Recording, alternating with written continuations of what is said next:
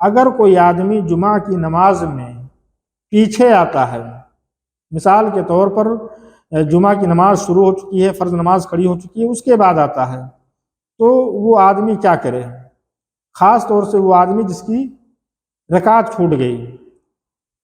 تو وہ آدمی جمعہ کی نماز پڑھے گا یا ظہر کی نماز پڑھے گا؟ اس سلسلے میں علماء کی جو اقوال ہیں، علماء نے جو لکھا ہے کہ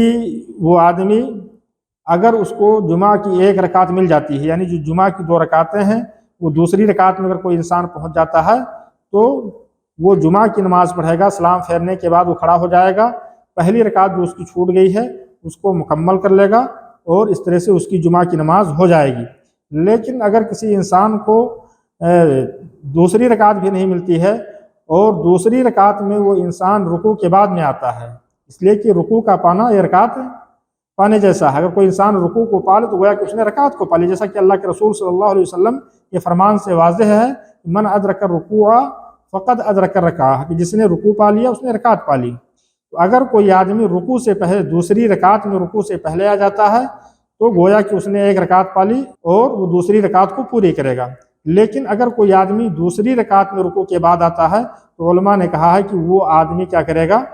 جمعہ کی نماز نہیں پڑھے گا، بلکہ سلام پھیرنے کے بعد وہ کھڑا ہوگا اور وہ آدمی 4 رکعت ادا کرے گا جس طرح سے وہ ظہر کی نماز پڑھتا ہے۔ اس سلسلے میں اللہ کے رسول صلی اللہ علیہ وسلم کی حدیث ہے، اللہ کے رسول صلی اللہ علیہ وسلم نے فرمایا، من ادرک رکعۃ من الجمعہ او غیرہا فلیضف الیہا اخری، جس نے جمعہ کی ایک رکعت پالی یا جمعہ کے علاوہ کسی بھی نماز کی ایک رکعت پالی تو جو اس سے چھوٹ گئے ہیں وہ اس کا اضافہ کر لے، سلام پھیرنے کے بعد اس کو پوری کر لے، اور اس طرح سے اس کی نماز پوری ہو گئی۔ یا اسی طریقے سے اللہ کے رسول صلی اللہ علیہ وسلم نے فرمایا، من ادرک رکعۃ من الصلاۃ فقد ادرک الصلاۃ، کہ جس نے نماز کی ایک رکعت پالی اس نے گویا کی نماز کو پالی، یعنی اس کو پہلی جماعت کی نماز کا ثواب مل گیا۔ تو اگر کوئی انسان آخری رکعت میں، جمعہ کے آخری رکعت میں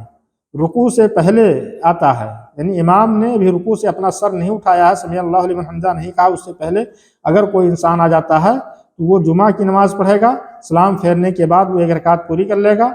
اور پھر سلام پھیر دے گا۔ لیکن اگر کوئی انسان دوسری رکعت میں رکوع کے بعد آتا ہے تو وہ انسان ظہر کی نماز پڑھے گا، سلام پھیرنے کے بعد وہ انسان 4 رکعت پوری کرے گا۔